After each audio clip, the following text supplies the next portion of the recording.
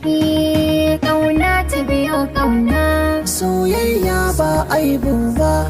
ni na yarda da zaɓina. Menene baki furtan ba? Kai kaɗai nake so, mai ado abin so. Yanzu ka zamo nawa, mai ado na nunawa.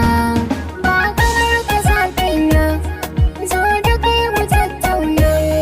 Ga ta asalin nan, mai kyan idanuwan nan, da ɗaya asalin tafiyar nan ta kawar ki lafiya.